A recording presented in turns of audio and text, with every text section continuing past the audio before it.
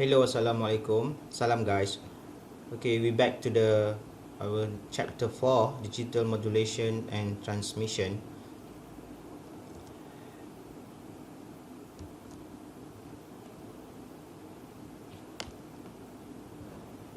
Okay, in this chapter kita akan discuss about digital transmission of data, data conversions, pulse modulation, digital modulation dan seterusnya multiplexing. Okay, first of all kita tengok principle of digital transmission of data. Okay, data di sini kita refer pada information to be communicated. Okay, usually data boleh kita boleh divide data kita kepada two form, which is digital form, usually from computers, and others is analog form, contohnya suara. Okay, walaupun dalam bentuk analog, since kita menggunakan digital transmission data, so kita kena convert everything into digital form before transmitted. Okay, digital communication initially pada asalnya hanya dihadkan kepada transmission between two computers. Tetapi perkembangan teknologi telah berkembang dan seterusnya, kita telah menggunakan network, contohnya local area networks atau LAN, yang kita gunakan untuk communicate between computers pada jarak yang lebih jauh. Okay, ada tiga primary reasons for the growth of digital communication system. So first, as you know, that in technologies grows bigger and bigger and bigger, and then that's why increase of use of computers has made it necessary to find a way for computers to communicate and exchange data. Okay, it is beyond our think about it, because previously kita hanya fikir nak transmit data maybe dalam satu bilik dari komputer A ke komputer B. Nowadays, you can communicate atau you can transmit your data from Malaysia to US or Malaysia to UK. So it's beyond your imaginary. Maybe pada tahun 1980, maybe tahun 1970, terfikir pun nak hantar macam mana data yang banyak seperti yang sekarang ni. Okay, second reason ialah digital transmission methods offer some major benefits. Okay, benefit lagi banyak daripada analog communication technique kita. Okay, contoh, then third is telephone system, the largest and most widely used communication system. Okay, dulu telephone system menggunakan analog switching and everything. Nowadays, kita menggunakan digital. Contoh yang terdekat di UTHM Pago, kita menggunakan VoIP, Voice over Internet Protocol. That means kita tak menggunakan line telefon lagi. Kita tak menggunakan line macam kalau telefon rumah, memang awak gunakan macam once you use, you kena bayar bill, kan, berapa banyak yang you guna. Tapi bila you gunakan VoIP, so macam kita sewa je line tu fix for monthly, then how many you use tak kisah, bergantung, tapi bayaran tetap sama. So dari segi company, a big company, dia masih jimat in terms of bills.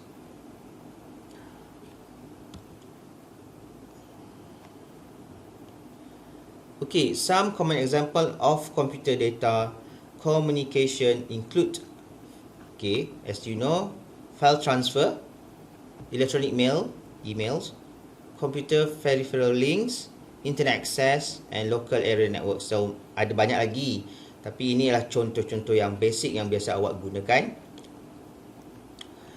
Okay, contoh non-computer use of digital communication. Okay, apa yang kita nampak selama ni, maybe when we talk about digital communication, first thing yang awak akan fikir ialah telefon, handphone, and then your laptop or your PC. Okay, tapi ada bentuk lain, which is a non-computer application of digital techniques, yang menggunakan contohnya TV remote control, garage door opener. Okay, this is yang digital bukan yang bukan yang manually. Carrier current controls, radio control of models, or remote keyless entry. Okay, kita tengok pula kenapa perlunya digital transmission of data ni. Kenapa tak stick pada analog je? Okey, kita tengok kenapa, apa kepentingannya menggunakan digital transmission of data. Okey, first adalah benefit of digital communication. Noise immunity. Okey, bila kita menggunakan digital communication, kita akan menggunakan digital signals. Okey, which is usually kita punya digital signal ialah binary numbers. Okay, bila binary numbers, dia adalah immune to noise berbanding kepada analog signals. Okay, error detection and correction. Okay, with digital communication, transmission errors can usually be detected and corrected. So that's why sometimes bila you use digital communication, you will get 0 errors. And then compatibility with time division multiplexing. Okay, digital data communication is adaptable to time division multiplexing schemes. Okay, di mana which is multiplexing is process of transmitting 2 or more signals simultaneously on a signal channel. So that's mean when you use digital transmission of data, you can transmit more than 2 signal at the same times tanpa risau yang you punya informations lost during the transmission. Okay, contoh noise on a binary signal pada A ni. Okay, this is, kalau awak tengok pada signals ni, binary signal ni still ada distortion, ada noise. So indeed pada peak bottom and top peak dia still ada noise. Tetapi kalau even though this digital we still got noise, tapi bila kita regenerate balik semula kita punya signal ni, so you tengok lines ni. Line ni adalah threshold level for triggering. So bila kita klik, kita hanya ambil signal yang berada pada line upper line dengan lower lines ni. So bila you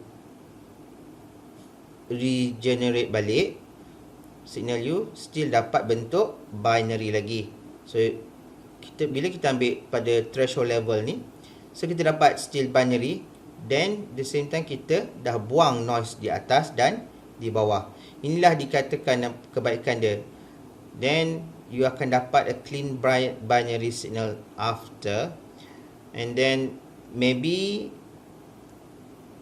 still kita boleh amplify balik semula kita punya signal ni. Okay, antara lainnya ialah digital ICs. Okay, digital IC. Nowadays digital IC are small. Okay, kita dah boleh buat smaller and easier to make compare the linear IC. So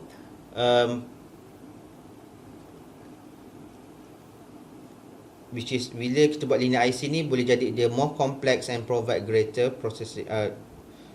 Kita boleh buat proses yang complex dan also kita boleh buat greater processing capability menggunakan digital IC. As you know, ICs contohlah Qualcomm, Samsung yang kita gunakan dalam handphone sekarang ni. So bayangkan dengan menggunakan device yang kecil sahaja, you boleh process many things. Okay, handphone you sekarang dah, it's not only for call or internet access, tapi dah banyak yang you boleh gunakan menggunakan you punya handphone, sebab hanya bergantung kepada chip yang sangat kecil seperti Qualcomm 855 and now I think 865 yang boleh support 5G communications, and also image processing yang bagus menggunakan, you boleh ambil gambar menggunakan handphone you sendiri, yang you tak terfikir satu ketika dahulu menggunakan telefon Nokia 3310 310 atau 3210 kalau tak salah saya. Beyond your imagination, sebab you tak boleh buat pun semua ni. Semua yang pada sekarang ni menggunakan telefon Nokia dulu. Okey, seterusnya digital signal processing. Okay, DSP ialah process of analog signal by digital methods. Okay, this is involves converting an analog signal to digital and then processing with a fast digital computer. Okay, processing mean filtering. Okay, you filter signal you, equalizations, phase shifting, mixing and other traditional analog methods.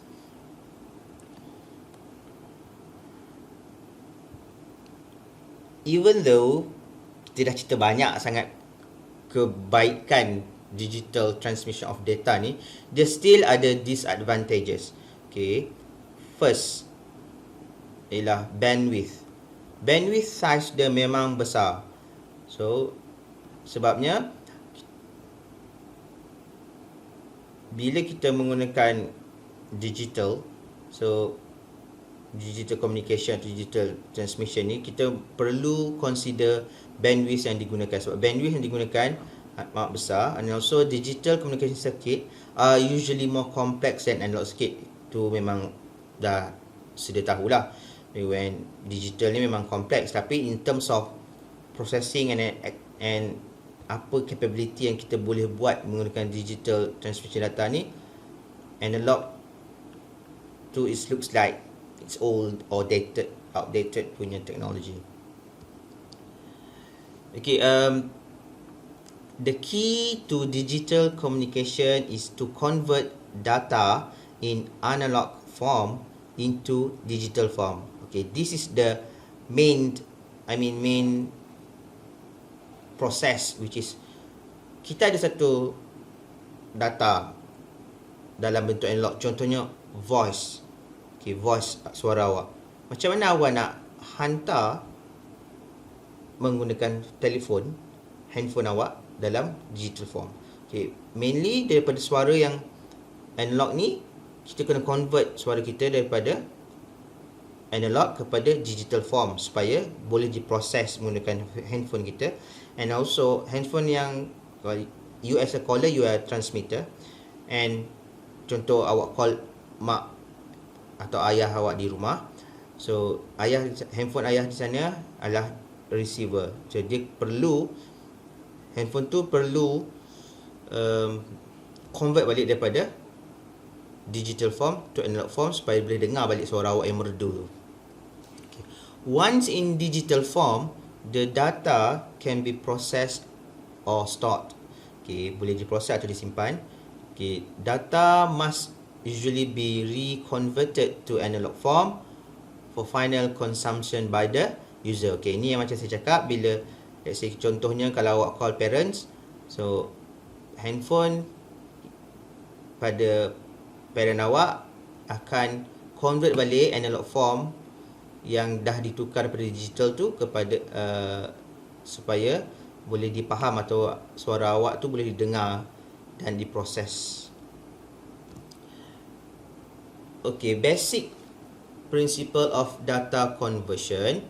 Okay, translation and analog signal into digital signal is called analog to digital conversion. So saya rasa ni awak dah belajar pada subjek digital. Okay, digitizing a signal or encoding. So the device used to perform this translation known as ADC, analog to digital converter. Okay, daripada digital kita nak convert balik ke analog, kita menggunakan digital to analog conversion, ataupun circuit yang digunakan ialah digital to analog converter, ataupun ada yang kita panggil ialah decoder. Okey, contoh ni ini ialah ADC. So kita ada satu signal input, analog input. Kita masuk pada analog to digital converter, so akan hasilkan binary ataupun digital output. Okay, kalau kita nak convert balik daripada digital ke untuk dapat output analog, so kita masuk ke signal yang binary input kita pada digital to analog converter. Then dia akan proses, dia akan tukar daripada binary input kepada analog output. So basic principle of data conversion ataupun analog to digital conversion. So an analog signal is smooth or continuous voltage or current variation. Okay, make sure your analog signal mestilah smooth, licin, tak adalah bergigi, and continuous sama ada voltage ataupun current. Through analog to digital conversion, these continuously variable signals are changed. So kita tukar signal kita change into a series of binary numbers. So analog to digital conversion is a process of sampling or measuring the analog signal at regular time intervals. Kita akan tengok seterusnya apa itu sampling. Okay, basically ada 3 proses yang terlibat during conversion analog to digital. Okay, first sampling data kita, quantization, okay, and then last is encoding. So daripada analog signal awak, dia akan melalui proses sampling, then dia akan melalui proses signal tu akan jadi quantization, and then encoding, baru dia dapat kepada bentuk binary. Okay, sampling theorem. Sampling ialah untuk mendapatkan high frequency, okay, to retain high frequency information in the analog signal. Okay, a sufficient number of samples must be taken to adequately represent the waveform. So untuk sampling kita punya signal, let's say sekarang kita akan fikirkan satu sine signals. Okay, waveform yang bentuk sine ini. Okay, untuk sampling waveform ni, kita tak boleh suka-suka katalah awak nak sampling 3 je point, atau awak ada sampling, so kita nak sampling 5. So kita perlu ada satu guidance. Okay, macam mana untuk sampling, berapa banyak nak sampling. Okay, the minimum sampling frequency ni is twice the highest analog frequency. So at least kena 2 kali daripada analog frequency kita, tu maknanya minimum sampling frequency kita, Fs. Okay, the minimum sampling frequency is known as the Nyquist frequency. Nyquist ni maybe lah nama dia is a person. So dia yang jumpa teori ni, so dinamakanlah sampling frequency dia atas nama dia adalah Nyquist frequency. In practice, the sampling rate is much higher, typically 2.5 to 3 times more than the Nyquist minimum. Okay, kita tengok lah. Don't worry, kita akan continue lagi. Okay, sebagai contoh di sini, kita ada waveform yang berbentuk begini. So macam mana awak nak sampling dia? Okay, kita akan sampling, tengok ada point kan. So interval, kita ada satu between garis lurus, garis putus-putus ni, so dia punya space semua sama. So space ni kita panggil ialah sampling time, ataupun antara jarak point A dan point B ni kita panggil dia ialah sampling time, ataupun atau interval. Okay, sampling ni kita belum tukar lagi daripada binary. Kita just macam kita sampling, kita ambil Kita ambil point A, point B, point C, D, E, F, G, H. Okey, ini baru sampling.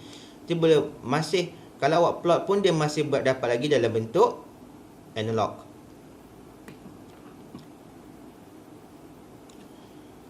Each sample result in a binary numbers. Okey. Dia ada satu step lagi yang kita nak dapatkan. Okey. Bentuk dia dalam binary number. Okey, for the uniform sampling, okey, sampling yang uniform macam saya cakap tadi ialah time interval dia sama. The sampling rate is constant at Fs equal 1 over Ts. Okey, ni sampling rate Fs dia frequency sampling equal 1 over Ts.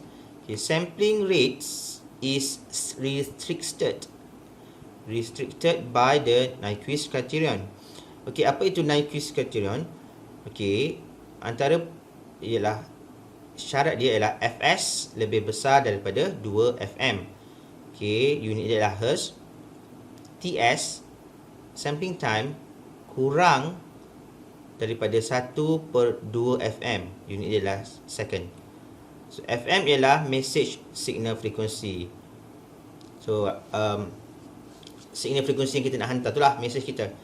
So, the sampling rate of Fs equal to Fm, to 2 Fm ni, is called minimum Nyquist rate.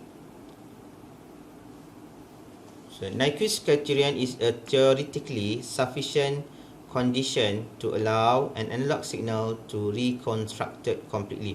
Okay, ini adalah satu syarat di mana kalau awak nak hantar satu analog signal,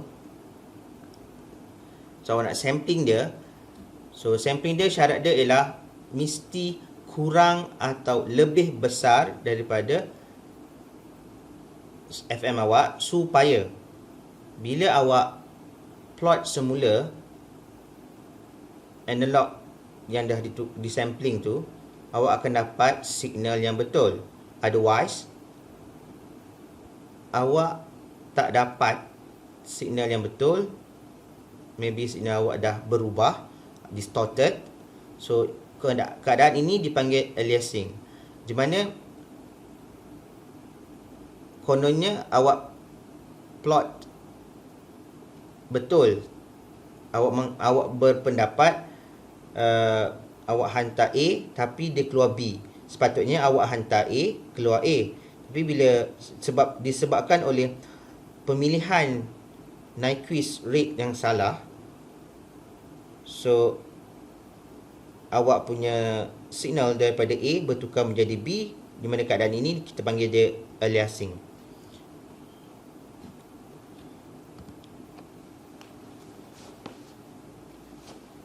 Okey, kita tengok pada contoh yang pertama ni. Let's FM equal 10 kHz. Okey, FM frekuensi kita ialah 10 kHz. So, times dia bila 1 over 10K, awak akan dapat 0.1 millisecond.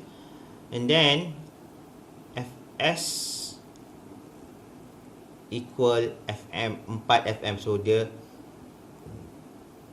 kat sini dia cakap dia punya Nyquist rate dia Fs sama dengan 4 FM, di mana 4 ni lebih besar daripada 2 FM. So bila 4 darab 4 kali 10 kHz, awak akan dapat 40 kHz. So 40 kHz sampling time dia ialah, okey, sampling rate dia atau sampling time dia ialah 0.025 milisecond, di mana kat sini T equal 1 over F. Okey, kat sini 0.025 ni, okey, kalau awak plot X ini ialah setiap 0.05 kan, maksudnya start dari 0, saya buat 0.025, 0.05, so tambah lagi 0.025 apa 0.075, 0.1 and so on. So bila awak plot semula, So secara tak langsung graf awak akan dapat semula graf asal. So kalau kita tengok line biru ni, so kalau awak plot balik, awak akan dapat lah semula X kan. Ni X ni, awak ikutlah segala line X ni. So awak akan dapat semula graf yang signal yang awak nak, signal asal yang awak nak. So inilah kebaikannya kalau kita punya fs, sampling rate kita, lebih besar daripada 2 FM. Okay. Next kita tengok condition di mana fs sama dengan 2 FM. Okay, kalau in this case kita masih gunakan contoh yang sama, ialah 10 kHz FM kita. So fs ialah sama dengan 2 FM, di mana awak akan dapat 0.05 milisecond. So bayangkan dia punya sampling rate ialah 0.05 milisecond. So bila inilah 0, inilah 0.05, inilah 0.01, 0.15, 0.2. Bila dia plot semula, dia tak akan dapat graf yang ini. Awak tak akan dapat graf yang sine wave ni. Awak akan dapat satu flat wave. Sorry saya punya tangan, saya lukis tangan ini. Tapi sebenarnya awak dapat satu kosong saja. Wave awak akan 0. That's why kalau point awak kalau tadi lebih besar daripada 2 FM, dia ada kat sini satu, dekat sini satu, kat sini satu. So that's why awak dapat cantik graf awak dapat sine wave. Okay, output will become straight line. So straight line ni, so kat situ secara langsung kita original signal akan loss. Okay, seterusnya kita tengok pula untuk case di mana sampling rate awak adalah kurang daripada 2 FM. Contoh kat sini ialah kita menggunakan 0.75. So fs equal 0.75 FM. So dia tak comply dengan Nyquist theorem. So kat sini awak akan dapat TS awak, sampling time awak ialah 0.13. So daripada ni 0 dapat 0.13 and then 0.26 and so on kalau nak tambah. Okay, inilah dikatakan signal distorted, sebab bila awak plot, awak dapat signal awak lain. So okay, awak dapat satu yang very yang berbeza sangat daripada signal asal. Okay, that's why ini dipanggil distorted and aliasing macam satu, based on this point awak bila plot, awak akan dapat satu signal lain di mana signal awak distorted, dan condition ini dipanggil aliasing. Okay, kita tengok pada contoh pertama. Audio signals are often sampled at different rates. CD quality audio is sampled at 44.1 kHz rate, while telephone quality audio sampled at 8 kHz. What are the maximum frequencies in the input signal that can be fully recovered for these two sampling rates? Okay, kita ada CD audio pada 44.1 kHz.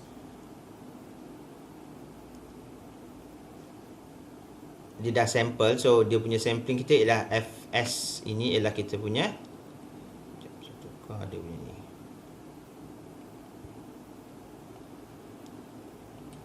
Sini fs kita. Okay, fs. So nak tahu FM ialah, tadi ialah fs equal to FM. So kita bahagikan ialah 2. FM sama dengan fs bahagi 2. So akan dapat 22.050 Hz. Okay. Telefon audio sample pun sama dengan telefon audio, the maximum frequency 8 kHz bahagi 2 dapat 4 kHz. Okay, briefly describe the theory you use to obtain the result. Okay, teori yang kita gunakan ialah Nyquist theorem.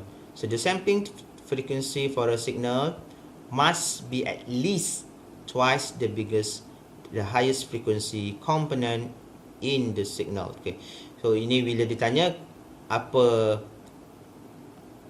what theory, okay, ataupun apa condition yang you use untuk dapatkan sampling rate tadi ni. So inilah Nyquist theorem dia punya jawapan. Okay, contoh, what is the Nyquist sampling rate for each of the following signal? A low pass signal with bandwidth of 300 kHz. Okay. Low pass signal maksudnya dia ada, okay, low pass ni signal dia macam gini. Okay, ni ada satu filter. So awak ada ini bentuk low pass. Kalau kat sini dipanggil band pass. Band pass dia ada macam ada satu between range dah. Okay, maksudnya between this range to this range filter dia akan lepas katalah ni 300, kat sini 300, yang ini ialah daripada 150. Okey, ni 150. So dia kat sini dia punya bandwidth ni, bandwidth dia ni, bandwidth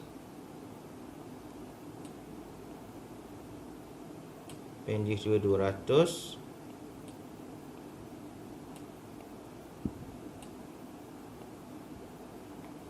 Okay, bandwidth 200. Okay, kat sini in the low pass signal the minimum frequency is 0, kat sini 0. And then ialah 300 di sini. Therefore we have F max 300. So untuk dapatkan sampling rate kita, so kita kena kalikan 2 daripada 300 kali 2 awak dapat 600 kHz. Itu dia punya Fs untuk yang soalan low pass signal. Manakala untuk band pass signal, since dia punya lower frequency ialah 150, bandwidth dia adalah 200, maka point kat sini ialah high frequency dia ialah 350.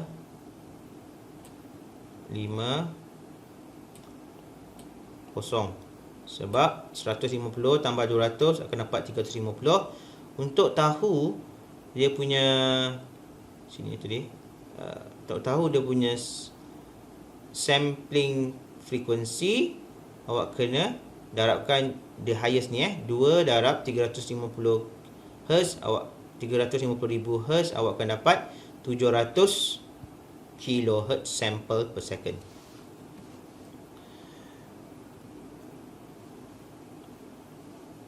Okay, kenapa the highest the sampling rate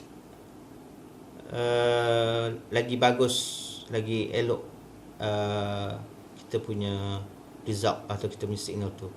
Okay, macam megapixel lah gambar. Okay, let's say gambar yang awak ambil gambar tu dengan menggunakan kamera. So bila the biggest, lagi besar megapixel awak, so lagi cantik ataupun lagi gambar tu yang dapat tu, yang awak snap tu lagi betul, ada lagi details, hampir menyerupai the real one. Okay, kat sini contoh, kalau awak sampel 20 sampel per unit daripada original signal ni, bentuk dia masih, orang kata masih menghampiri bentuk asal daripada original signal ni. Okay, kalau awak sampel pada 5 unit sampel per unit time, so, dalam satu ni per unit time, so dia dah start berubah bentuk dia. Ini kalau menggunakan 0.9 sampel per unit time, totally awak punya gambar, awak punya signal dah hilang, dah tak tahu apa dah.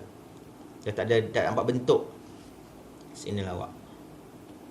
Okey, saya harap dengan penerangan ni awak dah roughly boleh nampak apa itu digital data transmission and also sampling